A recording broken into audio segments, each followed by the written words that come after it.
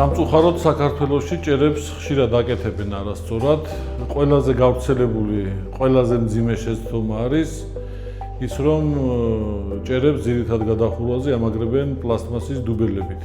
ეს ყოვლად დაუშვებელია.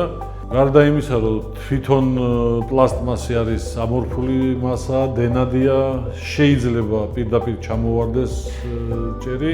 ამის გარდა თუ სახანძრო დაცვის კუთხით შევხედავთ, ეს ყოვლად დაუშვებელია პლასტმასის გამოყენება, იმიტომ რომ ვერანაირ ნორმებს ვერ დააკმაყოფილებს სახანძრო დაცვის მოთხოვნების. პლასტმასის დუბელი 6 მმ-იანი, ამით ხდება კედელზე დამაგრება მიმართველი პროფილის, CD პროფილის დამაგრება. დუბელის გამოყენება არ შეიძლება. ჩავთვალოთ, რომ აკრძალულია. ჭერში უნდა გამოვიყენოთ აი ასეთი სამაგრები არის დუბელები ლითონის. ეს 8 მმ-იანია, ეს 6 მმ-იანი დუბელი ურცმანი. როდესაც გვაქვს ბეტონის ძირითადი გადახურვა, აუცილებელია აი ამ სამაგრების გამოყენება. ხშირად ისმის კითხვა, როგორ გავაკეთოთ ჭერის სწორად. პირველი არის ის, რომ უნდა სისტემა შევარჩიოთ სწორად. უნდა გავითვალისწინოს ოთახის ზომები, რა გაბარიტები აქვს ოთახს, რა დანიშნულების არის და ამის მიხედვით შევარჩიოთ სისტემა. შემდეგ საკიდები უნდა დამაგრდეს, თქვათ, ბეტონზე ლითონის დუბელებით. თუ შეიძლება ხის გადახურვა იყოს, ხეს თავისი შურუპები აქვს სპეციალური, იმით უნდა დამაგრდეს. და უნდა სწორად შევირჩიოთ ასევე სამონტაჟო პროფილებს შორის დაცილებაც. 12.5-იანი ფილისთვის ეს არის 50 სანტიმეტრი, ანუ მაშინ ხდება განივად გაკვრა ფილების, ხოლო თუ სიგრძეზე გავაკეთებთ, მაშინ დაცილება იქნება 40 სანტიმეტრი სამონტაჟო პროფილებს შორის. ამ სისტემის სწორად შერჩევაში შედის ასევე კედელთან დამაგრება, როგორ მოხდება ეს ხისტად იქნება, სრიალამი ერთება იქნება, ღრეჩოთი იქნება. ეს წესით არქიტექტორების გადასაწყვეტია, რომ შემდგომში არ მოხდეს ჭერის დეფორმაცია, ბზარების გაჩენა.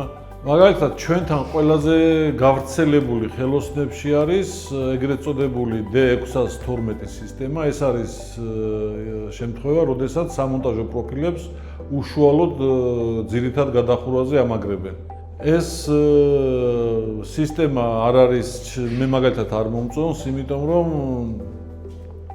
აი ეს დეფორმაციები, რომელიც ახასიათებს თაბაშირმოყავოს შემოსვას, ზედაპირი დაჭიმულობები ცუდად გადანაწილდება მთელ ფართზე.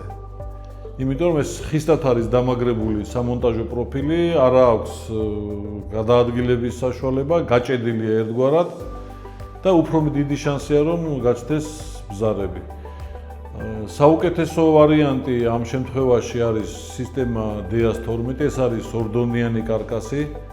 როდესაც მზიდი პროფილები არის მიმაგრებული ძირითად გადახურვაზე ხისტად, ხოლო აი ამ მზიდ პროფილებზე უკვე დამაგრებული არის სამონტაჟო პროფილები, ან 40-იანი ბიჯით, ან 50-იანი ბიჯით.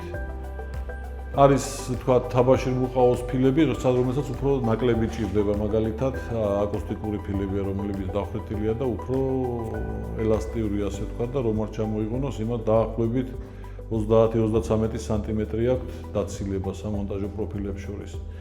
ერთ სიტყვით აქაც უნდა დავიმახსოვროთ, რომ როდესაც შემოსვას ვაკეთებთ 12.5-იანი ფილით, 60-იანი ბიჯის გაკეთება არ შეიძლება. იმიტომ რომ იბრიცება ჭერი. ახლა მოკლედ რომ გავიმეოროთ, თქვათ, არასწორად გაკეთებული ჭერების შემთხვევაში რა შეიძლება მოხდეს. თუ მაგალითად დავკიდებთ პლასმასის დუბელებზე, შეიძლება მთლიანი ჭერი ჩამოვარდეს. თქვათ, არასწორად შერჩეული სისტემის შემთხვევაში შესაძლოა გაჩნდეს ბზარები. და თუ სამონტაჟო პროფილებს შორის მანძილი დიდი გვაქვს, ჩვენ ამ შემთხვევაში ვაკეთებთ 12.5-იანი ფილით და 60 სანტიმეტრი ავიღეთ ბიჯი, აუცილებლად გაიკეთებს მუცელს. ეგრეთ წოდებულ მუცელს ჩამოიბერება და იქნება ცუდი ვიზუალი.